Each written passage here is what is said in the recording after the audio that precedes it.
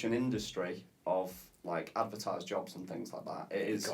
It's like but it's not quite like a secret underground world. Like, but you do have to start to know them connections, and I think that's important. You know, like try and get yourself in with some smaller productions. You know, as much as possible. Just shoot as much as possible, and then. You know, you can then go from that to getting onto more companies who might have a further possibility of getting back to you. I think something I lacked actually when I started doing it was any form of like a portfolio, show reel, stuff like that. Like that's really beneficial in if anyone asks you, you know, like if you email someone and they get back to you, because I did it at the start and they were like, oh, do you have a portfolio we can see? And it didn't, you know, it's like, oh right, okay, you know, we'll be in touch. They don't email you back. What does your portfolio look like now? Because I know that a few people have websites. Yeah, so it's completely varied, you know, and as much as sort of I've said through the podcast so far, like I'm still not like central figure in the, you know, like in the industry. Like I'm still almost getting into it at this stage. Like I'm growing, you know, I do work in it, but I'm just sort of scratching the surface even now. That's my consideration after 2 years. I completely forgot what I was saying. Well, I see your point though, because what I feel like you're getting at is that is what we kind of like about this podcast, is the idea that if you were the top end, so if you're the DOP on X, the thing is great, you're speaking to someone who's just getting into the industry. They are going to learn some stuff from you, but it's not really going to be as applicable, is it? Because they've already had years of it. They're only going to be able to speak back from a certain place. I think's interesting about your situation is that you are at that point where you're kind of just getting the connections. You're probably the best mentor that someone 2 years behind you could have. I think, like you say, a good thing is if you got yourself on set, a good thing to learn, like you say, is, you know, rather than hound the director or like try and follow him around all day or the DOP, try and, you know, see what the junior members of crew are doing or saying and stuff like that.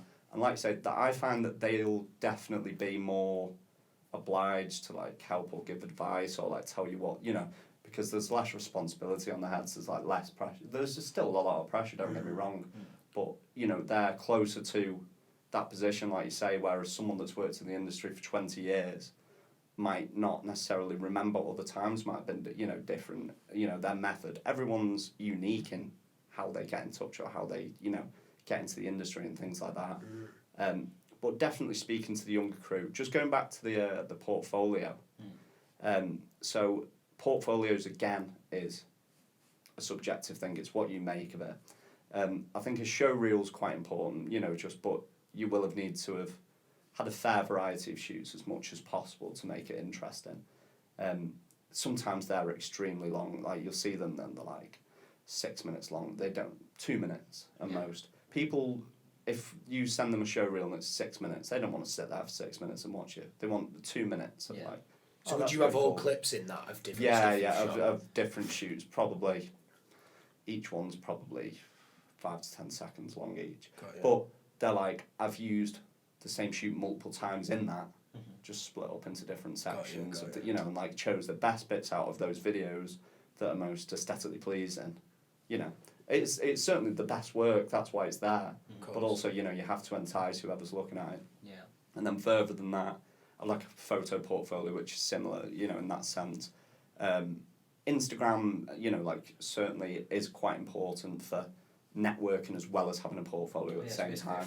You know, but it's not, I don't think it's very favourable as, if someone asks you your portfolio and you just send them an Instagram account, it's not the strongest way really, like certainly as well. Ideally, like you'd have something that you'd created offline that you could send to them, or another great one is to have a website, a really great one. I personally, so my website is done through Adobe Portfolio. Like either of you ever used Adobe Portfolio or not? No. So it's part of like the Adobe package in which you can get like Premiere Pro, Photoshop, Lightroom, all of these like packages for creatives, if you're on any of those packages, you get Adobe Portfolio for free. No way. Yeah, and it's a service with which you can create your own website, and obviously your own URL. We can technically do that. We pay for Prem, so... Yeah, it's a really good service. So once you've created your website, You choose basically URL in the same way you would a username. If it's taken, you can't have it. So for example, mine was harveymountford.myportfolio.com, I think it was. But it also gives you an option to buy a URL and then gives you a pricing on that. So I searched harveymountford.com, and that was what have I paid for it? £9 for a year. Yeah. But immediately, rather than further, it's just little tweaks that you make along the way that gradually make yourself look better. So I've gone from harveymountford.adobeportfolio.com or whatever it was to harveymountford.com. And then it's all about, it is all it's about simpler as well. Yeah. It's just short and sweet. But on that, I have photo portfolio, a testimonial about me, my show reel, any videos that I've done, and then what I'm going to do further than that to develop myself further is maybe testimonials from clients that I've worked with and potentially logos of businesses and brands that I've worked with, which if anyone then looks at it, they can recognise the level that you've worked at in the past, and also testimonials the same way as like a review, will give them peace, not necessarily peace of mind, but they'll be like, oh yeah, that makes me confident to, use them.